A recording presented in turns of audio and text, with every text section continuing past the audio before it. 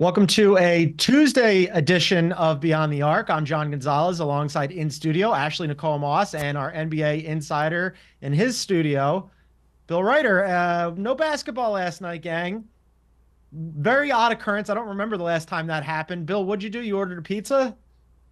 I played tennis. I butt dialed Ash on accident because she's the first name on my phone, and I hung out with my kids and watched Gilmore Girls because apparently, John, that's what my children want to watch. I watched the first three episodes of Gilmore Girls. It was riveting.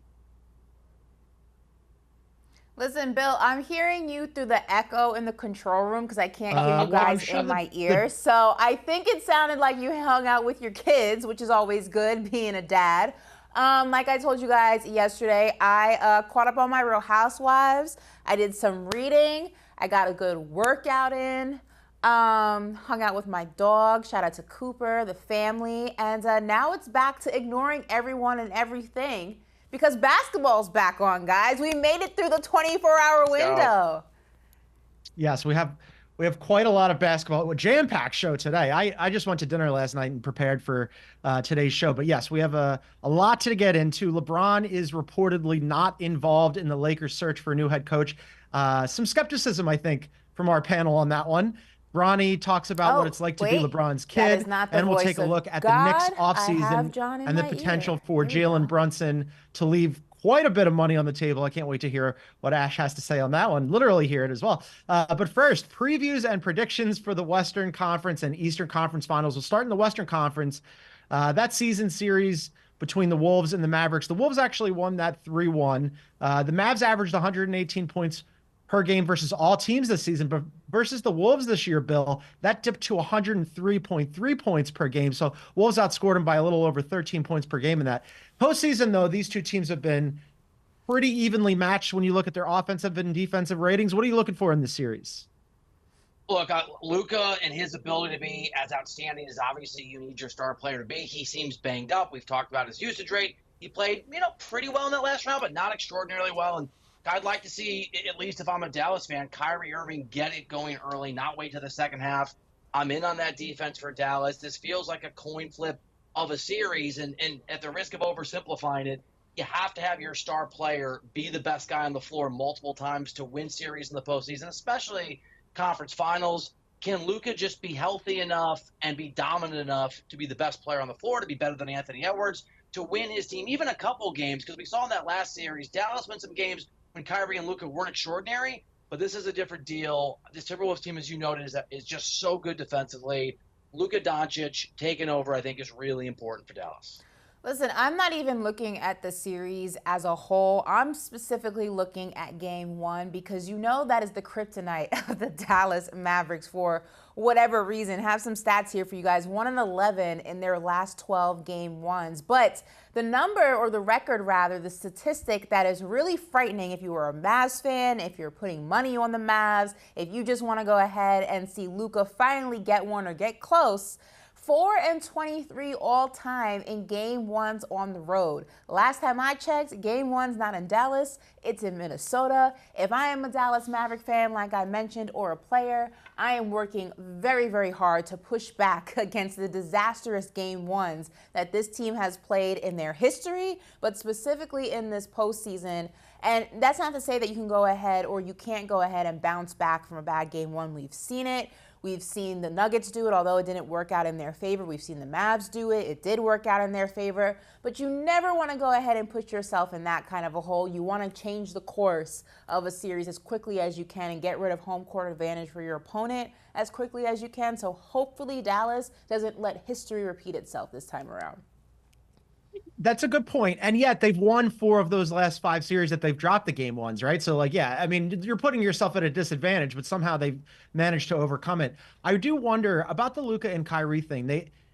The last series, they beat Oklahoma City. They knock out the number 1 seed. Yes, they were the youngest team, and they were sort of learning on the fly. But I thought they acquitted themselves pretty well against those two guys. They really tried to limit them, and they did. Luka and Kyrie were not very efficient in that series. And I wonder if that's a model for the Wolves, who are obviously a very, very good defensive team, if they're going to try to do the same thing where they'll throw everything in the kitchen sink at those two guys and make PJ. I mean, what's the odds here? I guess the question is, what are the odds that the supporting cast for the Mavs can help them win a series again? Or do we believe that Luka and Kyrie really need to be Luka and Kyrie to get out of this? I think the supporting cast for the Mavs and the defense for the Mavs can win a game or two, right? I think that's a realistic outcome, and if you do that, you can win the series. If Kyrie and or Luka win you 2 or 3 games, so yeah, John, there's a world where that can happen. They can win you some games. They're not going to win you the series. The supporting cast is not going to win you the series, and so it goes back to what you're talking. The matchups are going to be really interesting, especially whoever Anthony Edwards is assigned to, because he has been.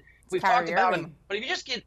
I mean, right, I hope it is, and that is the original plan, and I hope it stays that way throughout the series, because Kyrie's been basic, average, below average in first halves. He's been extraordinary in second halves. And Anthony Edwards, as much as we've talked about his offensive prowess, you get into the numbers on what guy shot that he specifically guarded one-on-one in that last series, and it's below 30%. I mean, he was a defensive machine. So, yeah, John, to answer your question, and Ash, I don't know where you come down on this, I do think the supporting cast for Dallas, if you couple it with how good that defense has been going back to March, can win a game or maybe 2 games, but they will not win you the series. Luka and Kyrie have to fill in that gap, whatever it is. You know, one thing about this Mavs team, and we talked about this yesterday, we've been talking about it through the course of the Mavs in the postseason. I've actually been enjoying that both Luka and Kyrie at various points in the games that they've been playing have taken a back seat to the role players. Not to say they've not been a factor, but Kyrie's not worrying about having the ball in his hand consistently. He's playing defense. He's scoring where the Mavs need him to score, where Jason Kidd is drawing up the plays for him. It seems for whatever reason that's coming in the second half,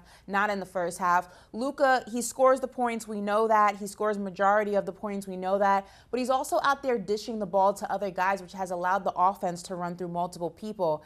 And a crazy stat about Luka, 2 crazy stats, obviously. Most points per game in the postseason. He's right behind Michael Jordan, so that's crazy. But the other thing that I'm looking at here is that he has the second most assists in Mavs history in the postseason after Dirk. So what that means to me is, yes, Luka scores a lot of points, and we know this, triple-double king, as I like to call him.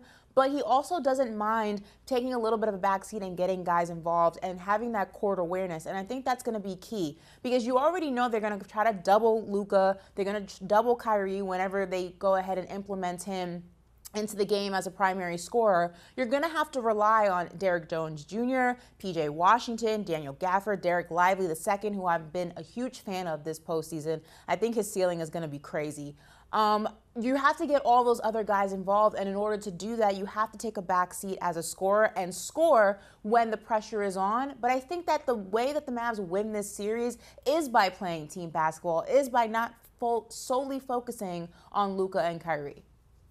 You mentioned some of those matchups there. I find them really, really interesting to see who's going to be guarding who. We heard Ant say that he wants the challenge of guarding Kyrie. I think that that's going to be a fantastic matchup. I would assume that leaves Jaden McDaniels for Luka. And then you have the bigs on the bigs. You've got Gobert probably on Gafford, Cat on PJ. Cat was not bad defensively, I thought, in this previous series. It's pretty good. And then you've got Nas as a nice luxury there. And then Conley probably draws the least effective Mav starter, and Derrick Jones Jr. offensively. The flip side, though, is where I think it gets real interesting, because you're going to throw Derrick Jones Jr. at Ant. But then what happens with the rest of these guys? Like, are you going to put Gafford on Gobert or Cat? Are you going to have PJ on Gobert or Cat? Like, I think it's very, very interesting what the Mavs are going to do with the Wolves in reverse. And to that point, we're talking about, Kyrie and Luka in the supporting cast. If you're Minnesota, I really want to see Karl-Anthony Towns be the guy that he was a few times. He's been so weirdly unreliable in his limited postseason career, but he was really good at the end of that series. He was really good in that last game. And so if you can get the right matchup, or forget the matchup, if Karl-Anthony Towns can just perform at the level his talent obviously suggests is possible, we should be having conversations, I think, about him, maybe in a similar way we do to Kyrie Irving, where you're not technically the most important, best player on the team, but you can be, and you can win games for your team. And so that's an interesting one, too. We're now in a conference finals. Cat's never been here. If he can win a game or 2 for Minnesota, I think it's huge advantage Timberwolves.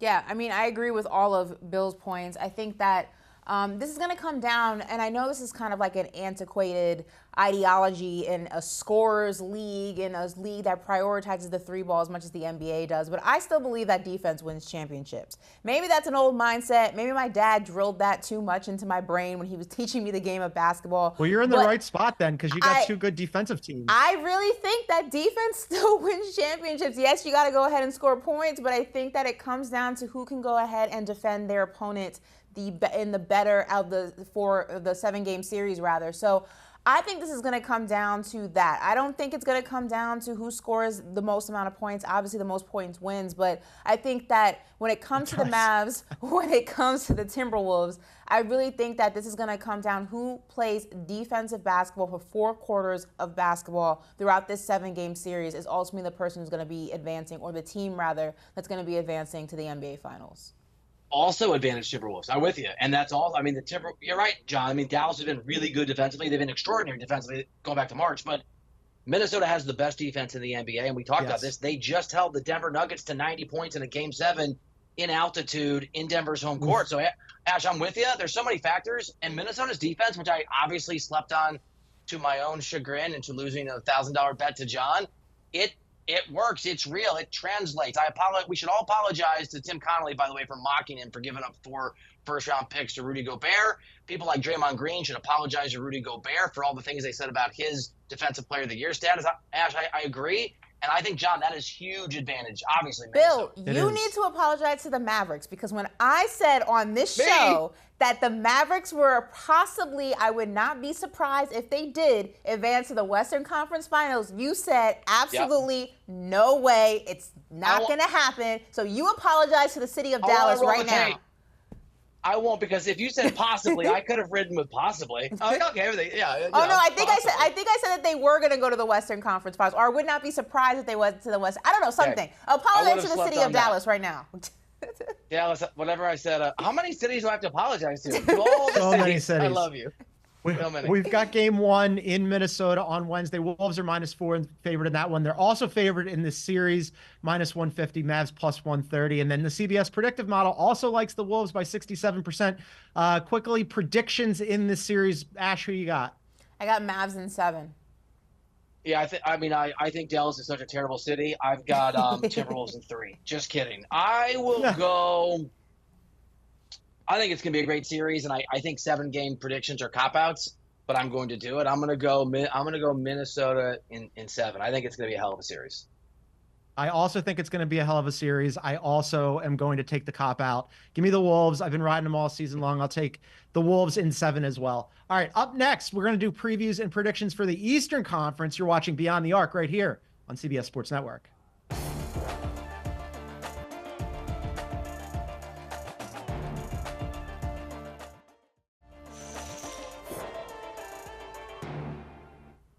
All right, welcome back to Beyond the Arc. John, Ashley, and Bill here. Please find us wherever you get your favorite podcast. Download, subscribe, leave a review.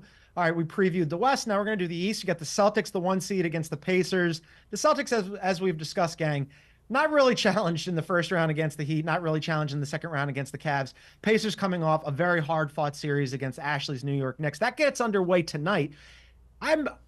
Maybe your mileage may vary on this, but I'm actually kind of excited about this because it's the top 2 offenses during the regular season. It's the top 2 offenses during the postseason. Now, obviously, the Celtics have a much better defense than the Pacers do. They had the 2nd best defensive rating during the regular season, the 3rd best defensive rating in the postseason. This postseason, the Pacers defense, that run and gun has hurt them a little bit. Just 13th out of 16 defensively this postseason. Ash, not surprisingly, the Celtics got the better of them during the regular season as well. Took 3 of those 5 games, outscored them, the Pacers, by about a little over 12 points per game. Mm-hmm. What's your feeling on this? I think it could be run and gun offensive. I think it could be fun. Listen, I think the Pacers play with a fast pace, no pun intended. I think that the Celtics like to play at a certain pace as well. That's going to be exciting. I think it's going to be a lot of scoring. Obviously, Porzingis not being on the floor gives Siakam a little bit more freedom, but then you can also rely on Jaylen Brown and Jason Tatum to kind of lock him up on the perimeter, or at least you hope that they do.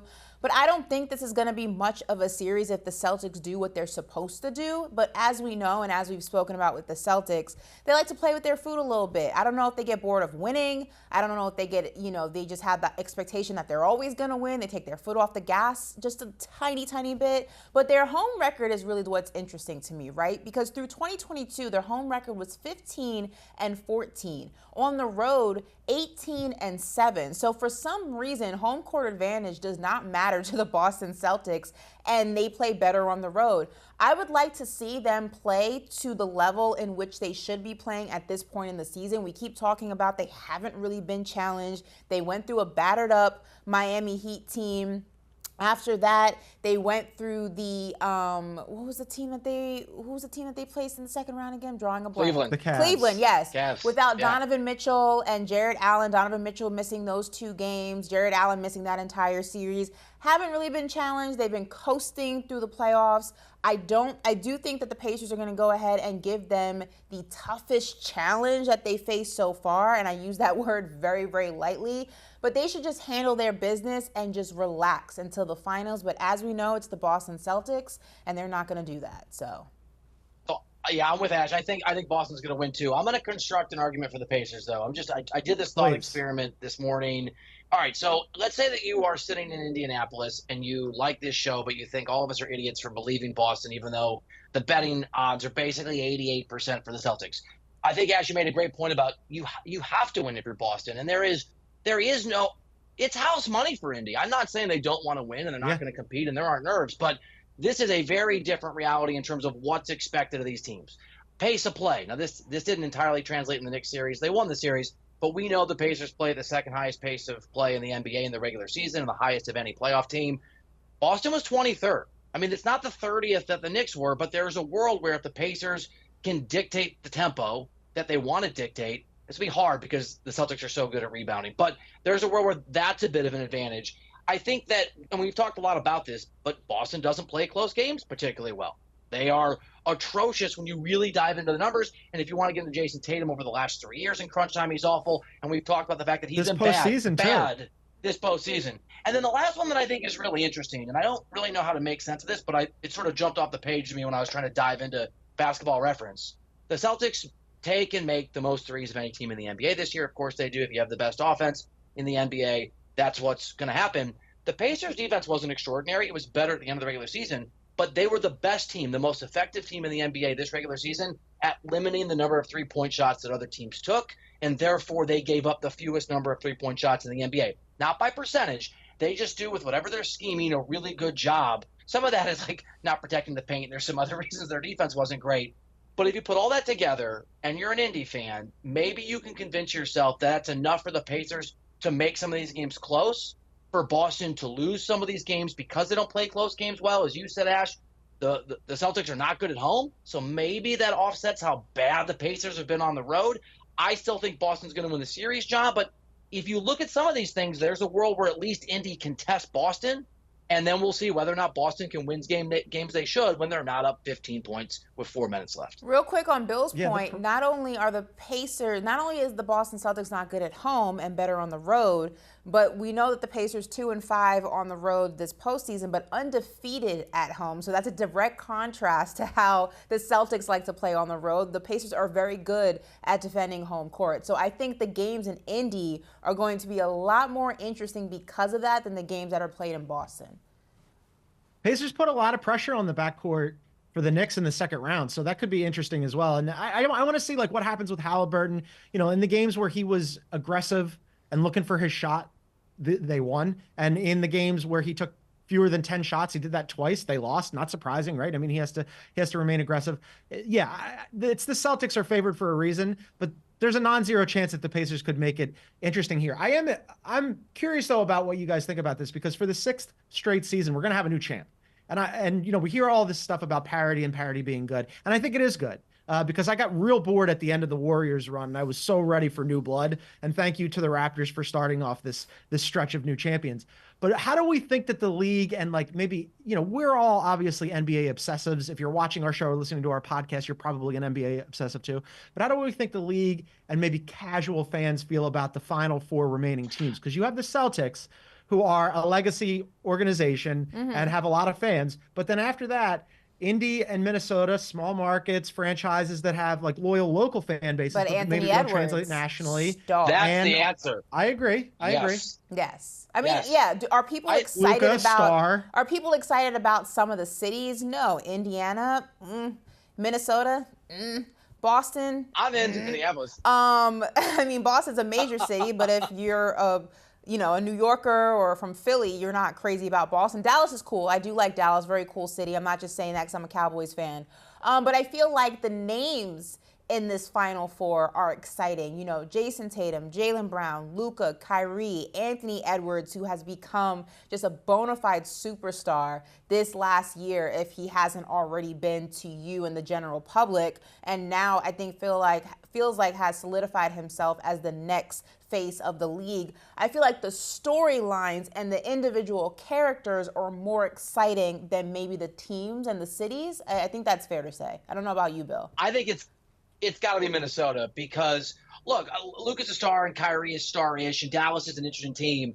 But Anthony Edwards, I think, transcends what market he's in. I mean, he is because he's so charismatic and he's funny and he's talking smack, and the videos came out. And even Jokic, who was so classy post-game, I don't know if you all saw this, but he basically was going up to Ant like, why are you waving at the crowd? Why are you enjoying this a little too much? And even when he drops F-bombs, it's likable. He makes Karl Anthony Towns look like Mr. Charisma, and I like Cat, but haven't been around Cat a lot. Ash, he was not a charismatic man until he was around Anthony Edwards. So, John, it's a great question. You don't want the Pacers, right? If you're the NBA, there's such a difference in interest and market size and all that. You want Boston. But I think actually the most important team in the finals, just from a marketing perspective, is the Timberwolves. Not just because of what I said about Anthony Edwards, because you also can introduce him to fans who maybe haven't watched a lot, who will fall in love with him. I think he can be a hook in the years ahead for the league post-LeBron, post-Steph, post this era. I'm excited for everybody to come around to my perspective and finally embrace just the abject, like obvious fun that you get with the Minnesota Timberwolves. How many teams are you going to take credit for? They're just a fun team to watch. I take a lot of credit for a lot of teams, but this team is very fun for all the reasons that you guys just outlined with Anthony Edwards. And I want to apologize I have a couple of friends who work for the Pacers. I want to apologize to them because they got dumped all over when they played the Knicks, and now we're dumping on them too. But I wish them nothing but Godspeed against the Boston Celtics. All right, game 1 tonight in Boston.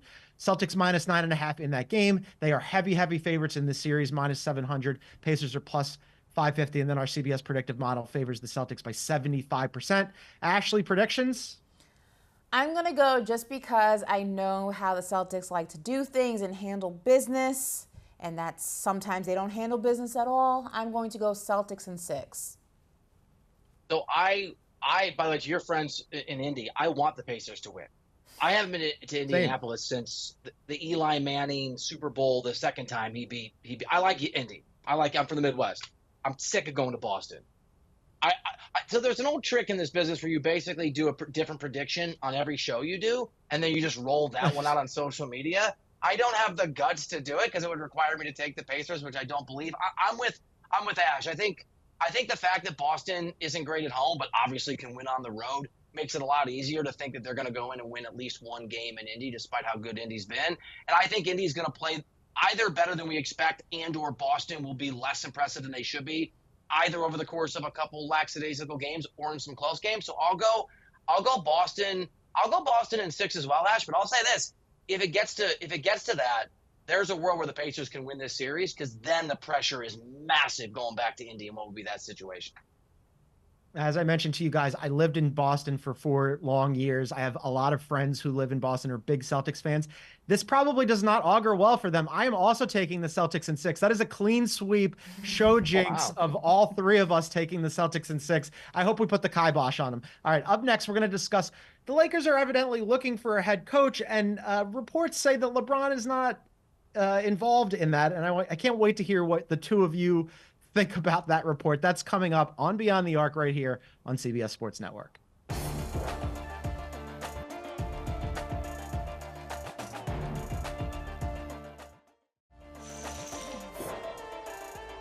All right, welcome back to Beyond the Arc. John, Ashley, and Bill here on a Tuesday. Check out our YouTube page. You can find that at Beyond the Arc CBS. Please subscribe, hit the like button, leave a comment. All right, there was a report this week from Shams at The Athletic that during the Lakers coaching search that LeBron is staying out of the process. According to Shams, he, quote, made it clear this is the organization's decision. Before we get into whether anybody actually buys this, Bill, what have you heard here? Did Shams did he make sure to delete the Rich Paul fax that came over before he pushed? No, okay, I'm just checking. It's true, Ash. It's all right. So to that point, I've talked to a couple people in the Lakers organization, and they gave the same answer in starkly. One was CBS Sports family friendly, one wasn't, but it's the same message. This stuff ain't true. Of course he has involvement. Of course he has. Look, maybe it's true in a semantic sense. I don't know. Maybe he's doing the thumbs up, thumbs down, right? Yes or no. But the idea that LeBron isn't involved is silly. I will say this. This is so there's echoes of having covered this guy, LeBron, every day back in the day in Miami, where he is strategic and he does things on purpose. And this is what struck me. I know nobody thinks he's leaving LA.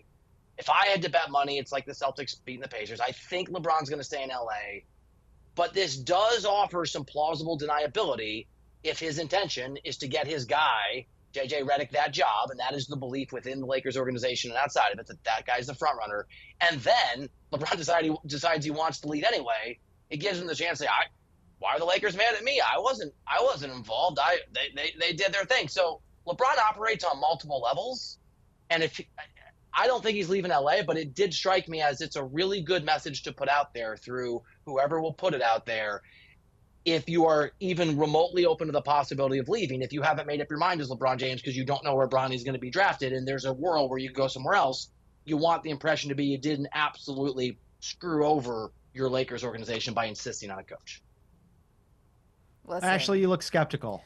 My whole thing is if you're gonna lie, at least let it be believable. You know what I mean? The whole point of a lie is so that you don't get caught in it. And that's why most people are bad liars. Nobody believes this. Nobody believes this. LeBron has been in the league since he is 18 years old. And for most of his career, he has had control over the organization that he is a part of in some way, shape, or form. Whether it's control over which players are joining that team, whether it's via draft or via trade, whether it's the head coach, whether it's the assistant coach, whether it's who's allowed to sit courtside. I'm being, exaggerating, but you get the picture.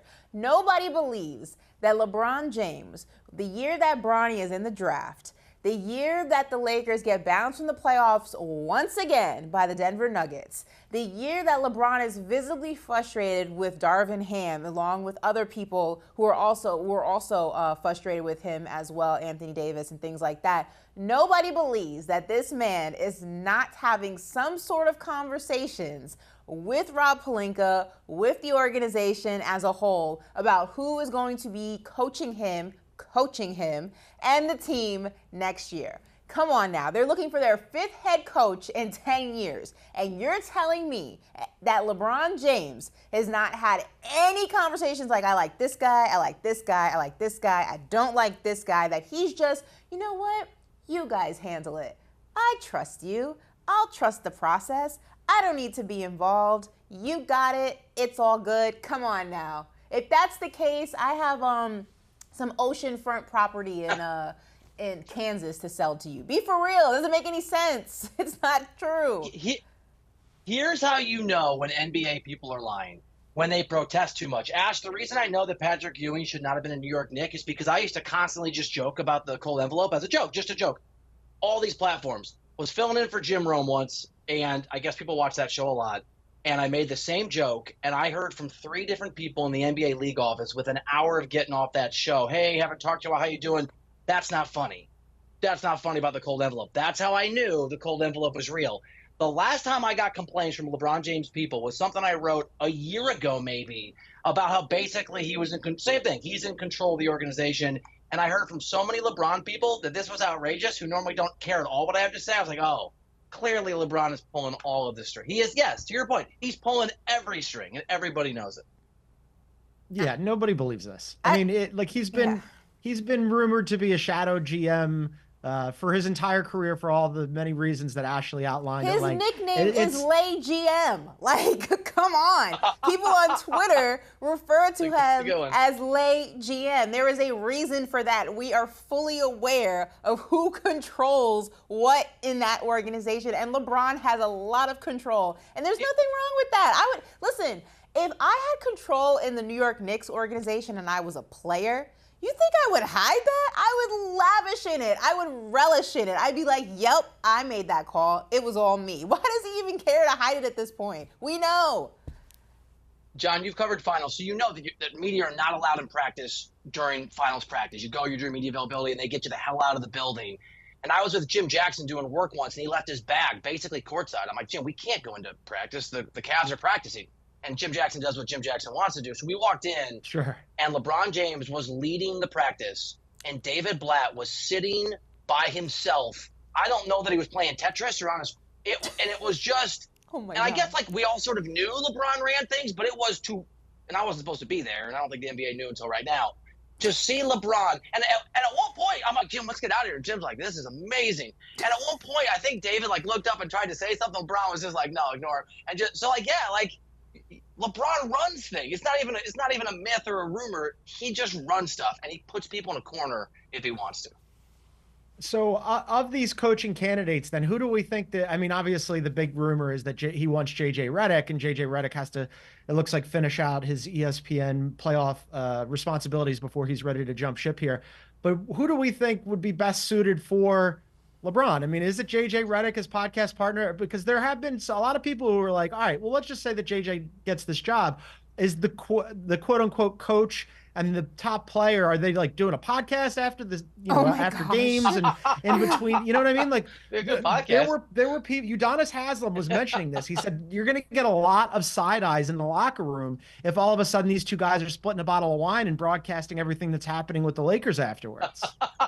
I mean, it honestly depends, like, are the Lakers serious about winning? And this is no knock to JJ Redick. I think he's a phenomenal basketball mind. He's so smart. He is. He's extremely smart. He's never been a head coach. He's never even been an assistant coach in the professional. I know he coaches, like, I think his kids' league and stuff. Like, it's not the same thing. So if you're trying to go ahead and actually win, not to say that JJ Redick isn't a coach that could potentially help you win, but wouldn't you want to go ahead and have some level of NBA experience from the coaching side? There's only a few names on the list that actually have some sort of resume in this league, and you keep making the same mistakes when it comes to the Los Angeles Lakers. You're going for the easy route. You're going for the easier coach in terms of who is the most moldable, who is the one that can be controlled the most, who is the one that, can go ahead and hit all the talking points in front of the media, whether those talking points are coming from them, the organization, LeBron.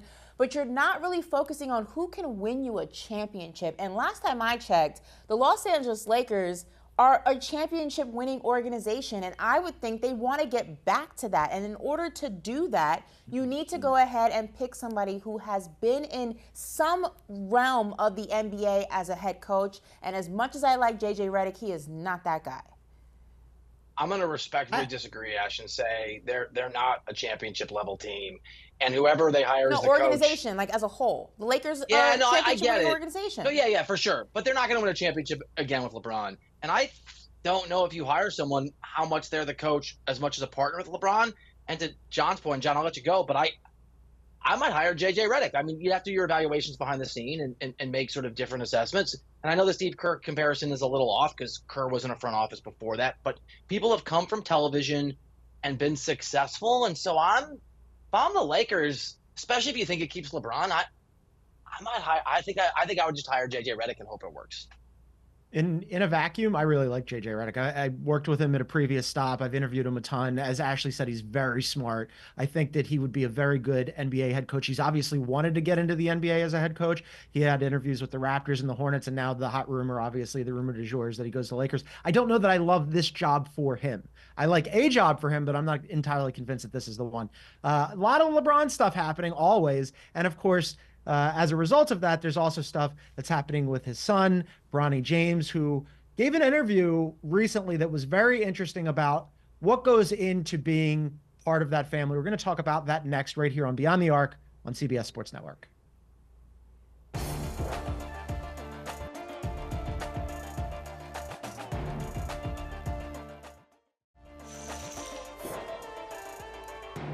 All right. Welcome back to Beyond the Arc on CBS Sports Network. All right, so we talked about LeBron, and he swears he's not involved and stuff, but he's everywhere all the time. And as a result of this, his son is kind of necessarily everywhere all the time, too. He declared for the draft. He has until May 29 to either stay in or go back. Bill's reporting he thinks that he's going to stay in the draft. We can talk about what happened at the Combine and all that stuff, but he gave an interview to SiriusXM Radio recently that I thought was pretty interesting. And he was asked between, choosing between college and the pros, but he was also asked about just what goes into being LeBron's kid. And here's what he had to say. What is it like to play the game of basketball when your father is one of the all-time greats of the sport? It's tough. A lot of criticism gets thrown my way, but I got to deal with it. They don't know what I've been through, but yeah, I just try to make the best of my opportunities that's given to me. Ash, I think it's really interesting because he's 19 years old, right? And if his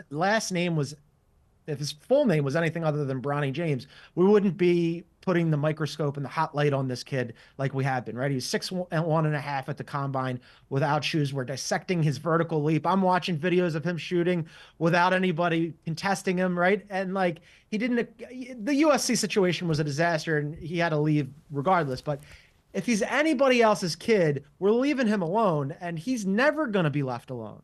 Yeah, listen, it's very unfortunate the situation that Bronny is in when it comes to him trying to pursue his career of, being in the NBA, right? And I know what Bill says, some of this is inflicted because of the dad, which is, not factual, right? LeBron has kind of put Bronny on a pedestal most of, his career, especially towards the later years of his career when he's kind of been breadcrumbing this idea of them playing together or playing at the league at the same time, that being one of the things he wants to do before he retires. So there's been a lot of built up to it.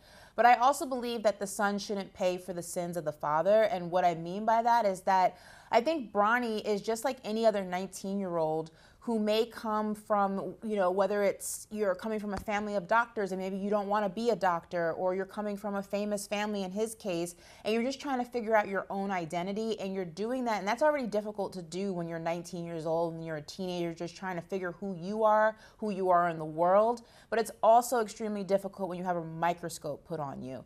And I just wish that maybe a lot of people would just kind of take a step back and realize, yes, this is what LeBron wants and this is what LeBron has said. But Bronny has never really come out and said a lot of the things that LeBron has kind of put out there into the media these past few years. You've only ever heard Bronny say he wants to play in the NBA. He wants to do it on his own accord. Yes, I have a famous dad, but I'm my own person, and I want to show people I'm my own person. So I wish that people would hear his words as much as they hear LeBron's and kind of take the two separate narratives, the two separate words that are said, and really just do that. Keep them separate. Obviously, you're going to know that this is LeBron James' son. There's no getting away from that. But I think you should also begin to treat him as an individual, because that is what he is, and that is what he will be eventually when he's a player in this league. Making it in the NBA obviously is really hard. You can be drafted 2 or 5 or 9, and it's really hard to have a career in the NBA.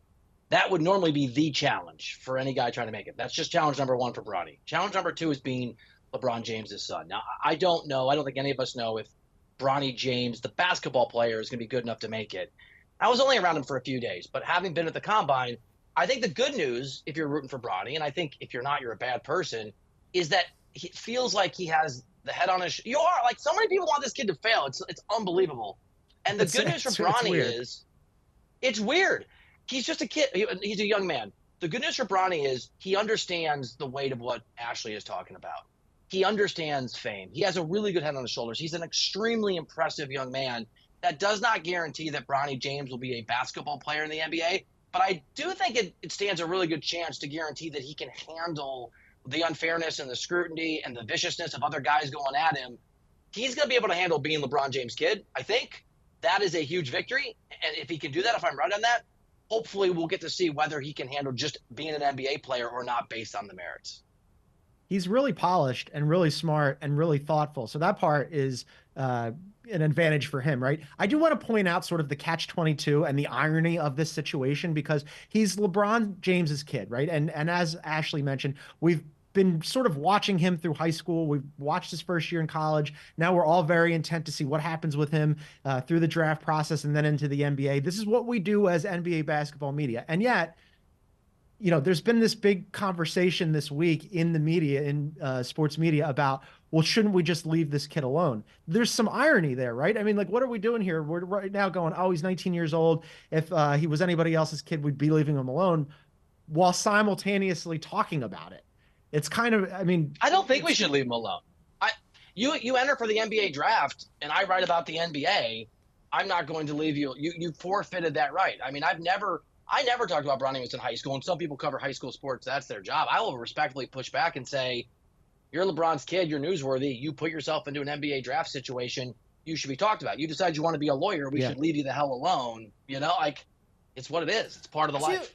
To a degree, yes, but I think that there has become this blurred line of people holding Bronny responsible for the things that LeBron has said, the things that LeBron has desired, the things that LeBron has kind of put out there into the universe, into the NBA discourse. And LeBron's wants, needs, dreams are not Bronny's. And I think that that's where the line gets blurred, is that people are morphing them into one person. And yes, their family, father, son, that is his junior. We get that. We know that. Let's move on. But I think that there comes a point where you have to start listening to what Bronny says and what Bronny wants, just like you would do with any other draftee. Obviously, he's not any other draftee. He's the son of one of the greatest basketball players we have ever seen. But we also have to give him the same consideration, the same respect that we would give any other draftee, and that's listening to their own words and their own thoughts and their own opinions and their own, roadmap for their career, potential career. And I think that that's where the line's getting blurred, because he is LeBron James' son. Everything that LeBron has ever said about wanting to play, I at least can't recall Bronny saying, I want to be a Los Angeles Laker and play with my dad. I want to play on the same team as my dad. I've never heard him say that, so I don't know why. He said he didn't say it. You're right, Ash. He said it that was dad. So I don't understand why there's so much weight being put on that narrative, that conversation, when that has never left this young man's mouth. If you want to have that conversation, talk to his dad. He's the one who said it. Leave the kid alone in terms of, holding him accountable for what LeBron has said. And LeBron is partly guilty too, because he's unleashed all this from Pandora's box and now is trying to put it back in now that Bronny is actually in the draft. And it doesn't work like that. You said it, it's out there, and now people are trying to hold him accountable for what your thoughts and opinions are. He's a story. It's a shame. Maybe he doesn't want to be, but he is, because of the nature of the business and what he wants to do with his life, and that's just the way it's going to be. All right, we got to take a quick break, and then on the other side, we have to discuss this report that Jalen Brunson might be willing to leave quite a bit of money on the table. That's coming up on Beyond the Arc on CBS Sports Network.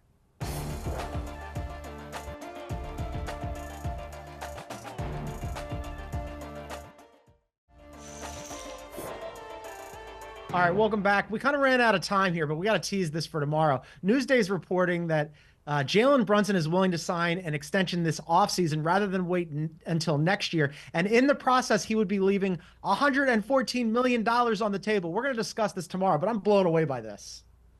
I love it. I'll tell you why tomorrow. I think it's great for Ash. It's great. I love it. I love it. I'm going to be a contrarian tomorrow, Ashley. Get paid, Jalen. Get paid. I love you, but get paid.